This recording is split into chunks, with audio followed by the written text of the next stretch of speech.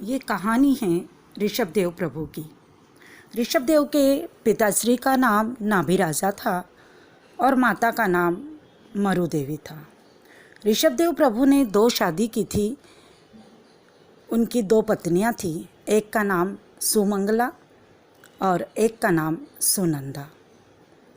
उनके 102 पुत्र और पुत्रियां थीं, 100 पुत्र और 2 पुत्रियां, जिसमें प्रमुख भरत चक्रवर्ती, बाहुबली जी, ब्राह्मी जी और सुंदरी जी। उनके 2 दत्तक पुत्र थे, नमी और विनमी। जब प्रभु ऋषभदेव ने दीक्षा ली तब यह दोनों बेटे विदेश में थे।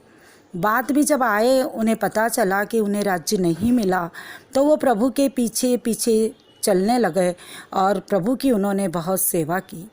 तो देवता ने उन्हें विद्या देकर विद्याधर बना दिया। पहले प्रथम विद्याधर नमी एवं विनमी बने। ऋषभदेव के जो पुत्र थे भरत, वह चक्रवर्ती थे। उन्होंने सोचा कि मैं अपना 6 खंड का राज्य अधिपत्य ले लूँ। उन्होंने अपने 98 भाइयों से कहा कि तुम मेरे अधीन हो जाओ। तो 98 भाई ने अधीनता स्वीकार न करके प्रभु के पास दीक्षित हो गए। अब बचे केवल बाहुबली जी। तो भरत ने बाहुबली जी से भी युद्ध किए एवं बाहुबली ने पूर्व भाव में बहुत साधु संतों की सेवा सुश्रेवा की थी। इस वजह से उनके अंदर चक्रवर्ती से भी ज़्यादा बल था। बाहुबली ने भरत को मारने के लिए हाथ उठाया और हाथ जैसे ही ऊपर उठा, विचार आया कि अरे मैं ये क्या कर रहा हूँ।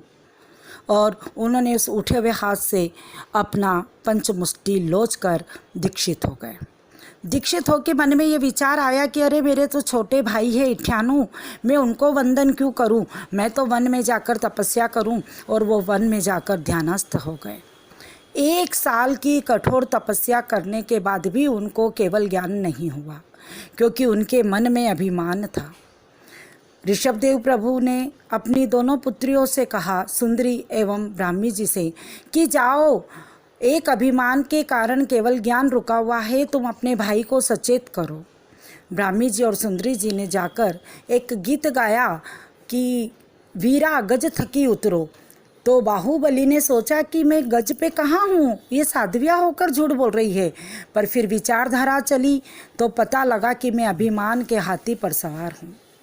उन्होंने उसी समय अपने अभिमान को त्यागा और 98 भाइयों को वंदन करने के लिए जैसे ही पांव आगे बढ़ाया कि उन्हें केवल ज्ञान की प्राप्ति हो गई। इधर सुंदरी जो पहले साध्वी नहीं बनी थी तब बहुत ज़्यादा सुंदर थी और भरत चाह रहे थे कि सुंदरी से उनकी शादी हो और सुंदरी चाह रही थी कि मैं दीक्षा लूँ। तो उन्होंने 60,000 साल तक लगातार आयम्बिल किए और आयम्बिल करने के बाद उनका शरीर जो था वो बहुत क्रश हो चुका था। भरत जब 6 खंड का राज्य प्राप्त करके आए तो उन्होंने देखा कि सुंदरी तो बहुत ही दुर्बल हो गई है। और उन्होंने जब ये समझा कि वह तो दीक्षा की अनुमति चाहती है, तो उन्होंने अपनी बहन सुंदरी को दीक्षा की अनुमति दे दी और उन्होंने ब्राह्मी जी के साथ में दीक्षा ले ली। मतलब ब्राह्मी जी ने पहले ले ली थी और सुंदरी जी ने बाद में उनके साथ उनके पास संयम ग्रहण कर लिया। ऋषभदेव प्रभु ने जब दीक्षा ली थी ना, तब कल्प वृक्ष, पहले जब कल्प वृक्ष थे और वो ही हमें अन्न पानी हवा सब कुछ देते थे। बाद में ऋषभदेव प्रभु ने कर्म भूमि का निर्माण किया। पहले की भूमि भोग भूमि थी और ऋषभदेव के शासन में कर्म भूमि थी। तो किसी को भी ये पता नहीं था कि खाना कैसे बनता है, क्या है। तो उन्होंने सब ऋषभदेव प्रभु ने 64 कलाएँ सिखाई सुंदरी जी को और ब्राह्मी जी को ब्राह्मी लिपि का ज्ञान दिया था। परंतु किसी को भी यह ज्ञान नहीं था कि गोचरी कैसे बहराते हैं। तो ऋषभदेव प्रभु ने जब दीक्षा ली तो उन्होंने 6 माह का तब करूँगा, यह सोचकर ध्यानस्थ अवस्था में लीन हो गए। 6 माह बाद जब वो गोचरी करने के लिए निकले तो किसी को पता नहीं था कि गोचरी कैसे बहराते हैं। तो कोई उन्हें हाथी बहराता, कोई घोड़ा, कोई सोने की मोहरे, कोई लड़कियों को बहराता कि भाई इतने बड़े राजा है तो इनको ये चीज़ बहराई जाए। पर प्रभु को तो गोचरी चाहिए थी। ऐसे करते करते करते 7 माह और निकल गए।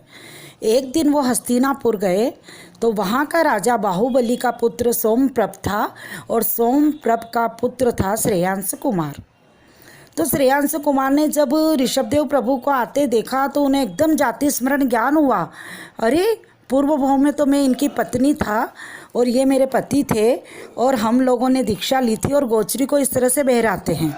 ये जब उन्हें ज्ञात हुआ, उसी समय 108 घड़े लेकर इक्षुरस के कोई व्यक्ति उनके पास आया, किसान। तो उन्होंने प्रभु से प्रार्थना की कि हे प्रभु, आप ये इक्षुरस से पालना कीजिए, ये बिल्कुल अचित चीज़ है। और प्रभु ने देखा कि अचित है तो उन्होंने उसी समय उस इक्षुरस से पालना किया। वह दिन अक्षय तृतीया के नाम से फेमस हुआ था। मोरा देवी माता जो थी, उन्होंने पूर्व भाव में 60,000 मासकमण किए थे और 60,000 साल तक ब्रह्मचर्य व्रत का पालन किया था। उसकी वजह से उन्होंने 65,000 पीढ़ियाँ देखी और अपने सामने कोई भी मौत नहीं देखी। और प्रभु को जब केवल ज्ञान हुआ और वो उनके दर्शन करने के लिए गई तो मोह कर्म से दूर होकर वो केवल ज्ञान और मोक्षगामी बनी। प्रभु के शासन की पहली मोक्षगामी मोरा देवी माता थी। इस तरह से ऋषभदेव प्रभु के पूरी कहानी मैंने आपको सुनाई। जय जिनेंद्र।